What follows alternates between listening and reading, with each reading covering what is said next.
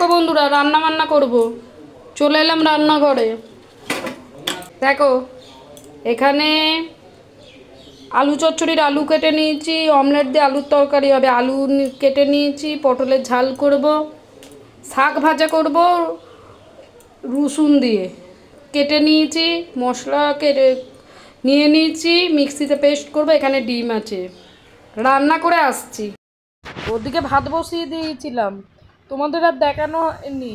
কড়াইয়ে তেল নিয়ে নিয়েছি, রসুন লঙ্কা কুচিয়ে দিয়েছি। চলো শাক ভাজাটা করে নিই। আর গলার অবস্থা শুনে বুঝতে পারছো খুব খারাপ, এত ওয়েদার খারাপ না বন্ধুরা, শরীরটা যেন ভালো লাগছে না, কিন্তু কিছু করার নেই, কাজ করবো তো, সব করতে হবে। এইদিকে দেখো ভাতের ফ্যানটা গেলে দিলাম, পরস্পর রান্না করে নেবো।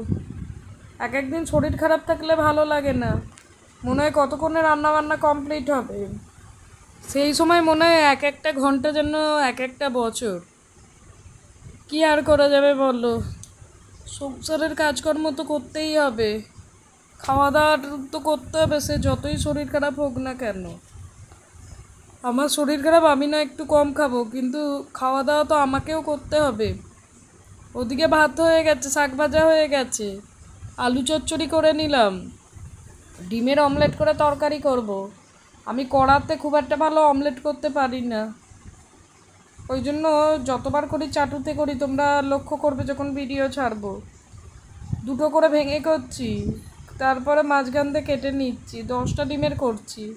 ওই বারবার করে ভালো লাগে না যে একটা একটা করে করব। এই দেখো করছি আর মাঝখান দিয়ে পিস কেটে নিচ্ছি। চলো আর একটা ডিম করে নিই, ডিমগুলো করে তারপরে আলুটা সিটি মেরে নিয়েছি ওখানে। আজকে একদম শরীর ভালো না, কিছু ভালো লাগছে না, মনে হচ্ছে কতক্ষণে রান্না বান্না কমপ্লিট হবে।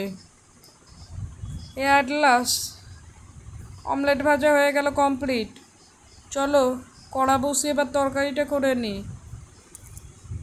এই দেখো পেঁয়াজ আদা রসুন জিরে ধনে সমস্ত বেটে নিয়েছিলাম, জিরে তেজপাতা ফোড়ন দিয়ে আলুটা ভালো করে কষিয়ে নিলাম, পরিমাণ মতো জল দিয়ে দিলাম, তারপরে ডিমগুলো দিয়ে ফুটিয়ে নামিয়ে নেবো, কারণ আলুটা যেহেতু সেদ্ধ করা আছে।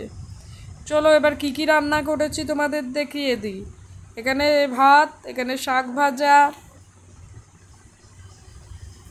এখানে দেখো পটলের ঝাল করে নিয়েছি, একটু সামান্য কাই রেখেছি কারণ অনেকগুলো লোক, আর এখানে ডিমের অমলেট দিয়ে আলু দিয়ে তরকারি, আর হ্যাঁ আলু চচ্চড়িও করেছিলাম।